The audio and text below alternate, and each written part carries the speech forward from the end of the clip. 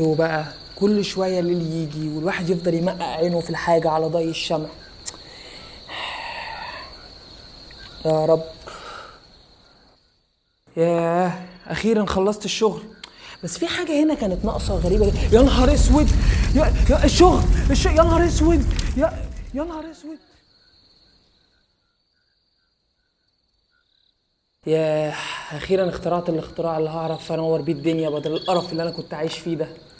يلا بقى اما نجربها.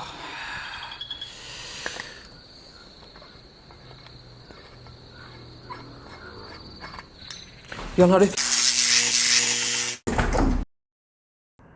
الكهرباء يا صديقي زيها زي أي ظاهرة طبيعية ربنا خلقها، خلق كمان علامات على وجودها علشان الإنسان من خلال تأمله في الكون يقدر إن هو يكتشف الكهرباء ويفهم كمان هي عبارة عن إيه وإزاي أساسا بتتكون. الموضوع ده يرجع تاريخه لسنة 2750 قبل الميلاد، لما القدماء المصريين اكتشفوا نوع غريب جدا من الأسماك اسمه سمك الرعاد. والسمك ده من اسمه كده هو سمك بيصدر صدمات كهربية. ده حتى سجلوا الكلام ده وذكروه في نصوصهم على ان السمكة دي هي حامية جميع الاسماك، لحد سنة 600 قبل الميلاد اما اكتشف العالم والفيلسوف الاغريقي طاليس انه لما بيبدأ يمسك حجرين من الكهرمان ويعمل بيهم احتكاك بيبدأ يتولد شحنة ساكنة على الحجرين تبدأ ان هي تجذب الاشياء الخفيفة اللي حواليها زي مثلا الريش. الكلام ده كنا بنعمله واحنا صغيرين لما كنا بنمسك القلم الرصاص ونبدأ ان احنا نحكه في شعرنا بالمنظر ده ونجذب بيه قصاصات الورق. الكلام ده كمان ممكن تلاحظه في ظاهرة البرق، ان البرق لو نزل على شخص ما بيعرضه لصدمة كهربية شديدة جدا ممكن لا قدر الله تحرقه. لحد سنة 1752 لما جه العالم بنجامين فرانكلين. ايوه بالظبط، هو اللي احنا كلنا بنحب الصورة بتاعته ونفسنا فيها ده. الراجل ده كان بجانب ان هو سياسي واقتصادي كان كمان عالم ومخترع. قدر انه يعمل تجربة يثبت فيها ان البرق عبارة عن كهرباء اساسا. وفي يوم من الايام لما كانت السماء مغيمة جاب طيارة عليها دبوس معدني من فوق وربطها بخيط من الحرير. كان طرف من الخيط ده هو ماسكه بايده وطرف تاني كان حاطط عليه مفتاح معدني، وبدأ طير الطياره فوق لحد ما بدات تلمس السحاب، لحد ما البرق لمس الطياره.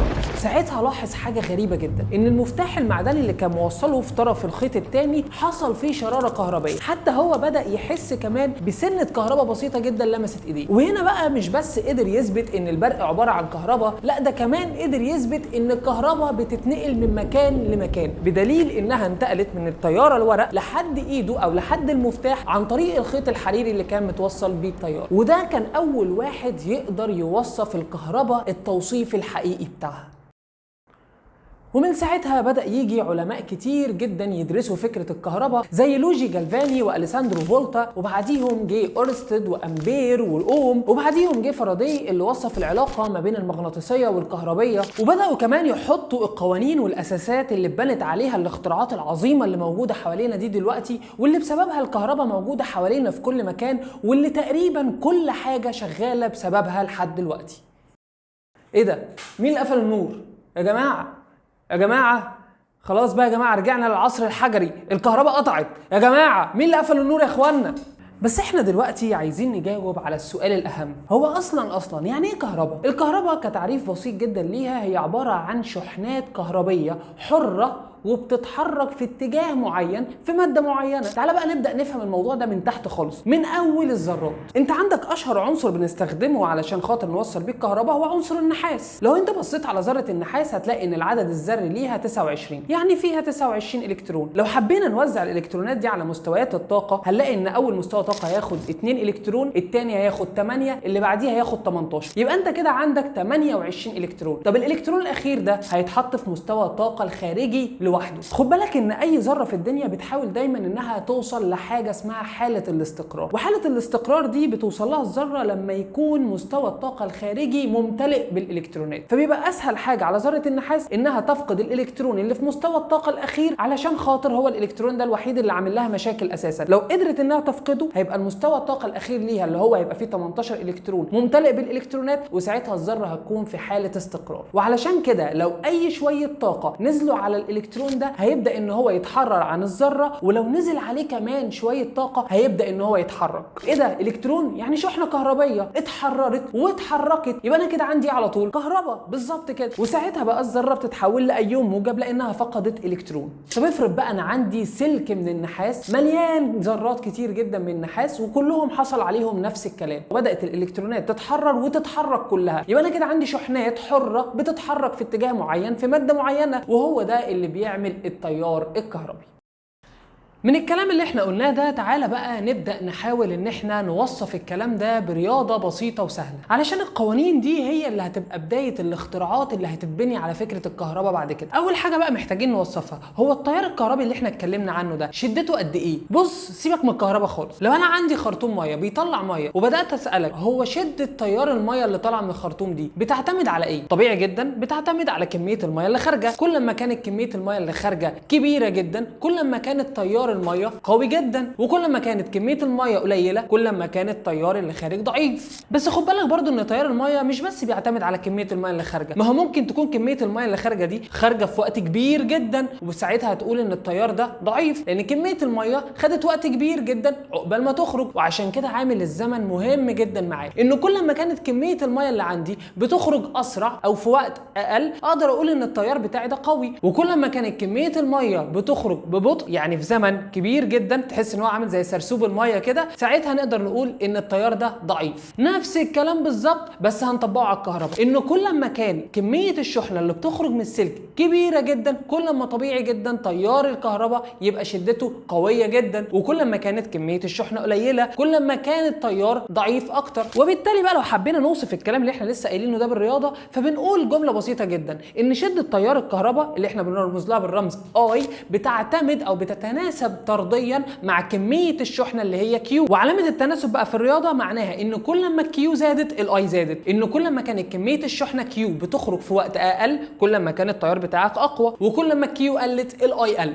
وبرده طبعا نفس الكلام الزمن هيفرق معاك، وده معناه ان التيار بيتناسب المره دي بقى عكسيا مع الزمن. يبقى اذا التيار بيتناسب مع الكيو على التي. نقدر في الرياضه نشيل علامه التناسب دي ونحط مكانها علامه يساوي لو كان ثابت التناسب بيساوي 1 صحيح. وبكده يبقى انا قدرت اوصل لاول قانون من قوانين الكهرباء اللي بتوصف لي شده التيار الكهربي. المعادله دي هي اللي انا هقدر من خلالها اجيب هو التيار الكهربي ده شدته بتساوي كام تقريبا، لانه خد بالك ان الرقم دايما بيفرق. يعني انا مثلا لو جيت قلت لك التيار ده شدته 5 امبير، هل التيار ده شديد ولا ضعيف؟ هتقولي لا ده استنى على حسب ايه؟ ما هو انا والله لو بستخدم التيار ده مثلا للتليفون مثلا او حاجه صغيره، خد بالك 5 امبير ده كتير جدا جدا عليه، ده ممكن يحرق اساسا التشيبس اللي جوه الموبايل. انما بقى لو بستخدمه في محطه كهربيه فلا 5 امبير ده بالنسبه له ولا حاجه. وعلشان كده الرقم دايما يفرق معاك، وهي دي ميزه الرياضه ان الرقم بيفهمك انت اساسا تقدر تشتغل على ايه، وهل الرقم ده كبير بالنسبه لك ولا قليل بالنسبه للحاجه اللي انت شغال عليها. وهو ده كان قانون شده التيار الكهربي. تعالى بقى نكمل الحكايه.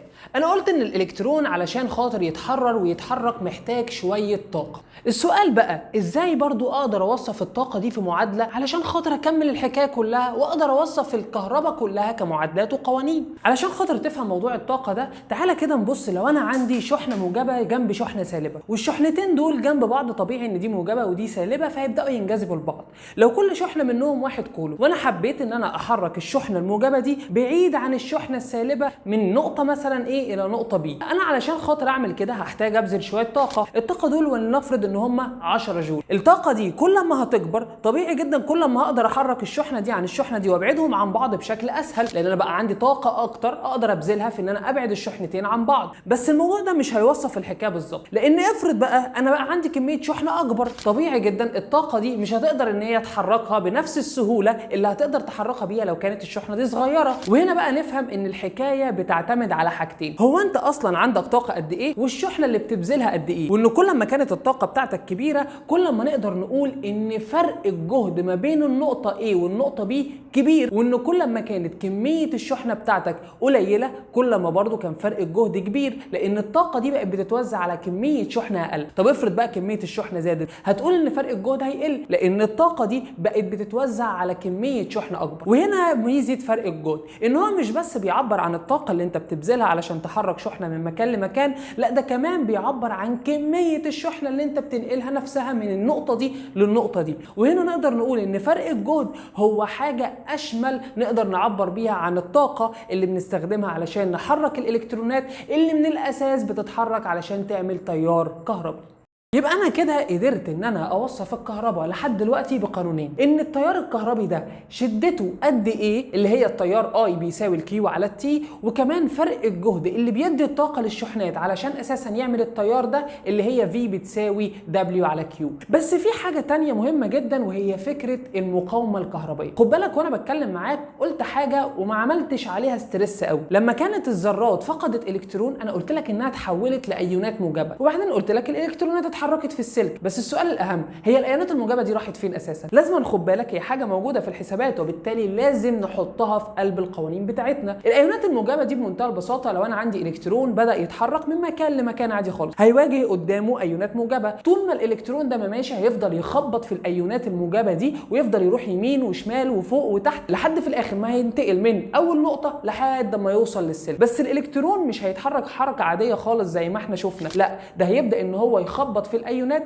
لحد ما يوصل من اول نقطه لاخر نقطه. وبالتالي انا محتاج اعدل تعديله بسيطه على مصطلح الكهرباء، ان الكهرباء دلوقتي هي شحنات كهربيه حره وكل حاجه بس محصله الحركه بتاعتها في اتجاه معين. ان انت في الاخر لما تيجي تبص على الالكترون هتلاقيه مش بيتحرك في الاتجاه ده على طول، لكن بعد شويه هتلاقيه وصل للنقطه دي، وبالتالي هو اذا محصله الحركه بتاعته الحركه التوتال بتاعته لو انت بصيت عليه في نقطه البدايه ونقطه النهايه هتلاقيه اتحرك من هنا لهنا، يبقى محصله الحركه في الاتجاه ده. وعشان كده بنقدر نقول ان الكهرباء هي شحنات كهربيه حره بس محصله الحركه بتاعتها في اتجاه معين. الايونات الموجبه دي علشان خاطر نوصفها بنوصفها على هيئه المقاومه الكهربائيه، لان الايونات الموجبه دي هي حاجه بتمانع الالكترونات انها تمشي وبالتالي هي بتقاوم التيار الكهربي، ومن هنا جت فكره المقاومه الكهربائيه. طب تعالى بقى نشوف المقاومه الكهربائيه دي بتعتمد على ايه. اولا طول السلك، لو انا طولت السلك ده شويه الالكترون هياخد وقت اطول او هيواجه صعوبه اكتر في ان هو يقدر يوصل من بدايه السلك لحد نهايته، وبالتالي هو هيقابل مقاومه كهربيه اكتر. طب الكلام ده نقوله كرياضه ازاي؟ نقول ان المقاومه ار بتتناسب مع طول السلك اللي هي ال. بتعتمد على ايه تاني المقاومه؟ والله بتعتمد على مساحه مقطع السلك. لو انا زودت المساحه بتاعه السلك شويه هتلاقي ان الايونات بدات تبعد عن بعض، وده هيخلي الالكترون حركته اسهل وابسط، وعشان كده المقاومه الكهربيه هتكون قلت شويه. يبقى اذا المقاومه الكهربيه بتتناسب مع مساحه مقطع السلك. كل ما المساحه ما زادت كل ما المقاومه ما هتقل، وكل ما المساحه ما هتقل كل ما المقاومه هتزيد، لان انت كل ما تقلل المساحه كل ما هتضيق الحته اللي بيتحرك فيها الالكترون وبالتالي هيواجه مقاومه اكبر. الحاجه الاخيره اللي بتعتمد عليها المقاومه الكهربيه هي فكره نوع الماده. ما انت مثلا مش هتجيب النحاس زي البلاستيك او مثلا مش هتجيب النحاس زي الالومنيوم، اكيد كل ماده وليها مقاومه معينه. هي دي فكره المقاومه النوعيه، ان كل ما كانت المقاومه بتاعت الماده زادت اكتر كل ما المقاومه عامه زادت، وكل ما كانت المقاومه النوعيه قليله كل ما المقاومه ما قلت. يبقى اذا نقدر نقول ان قانون المقاومه الكهربيه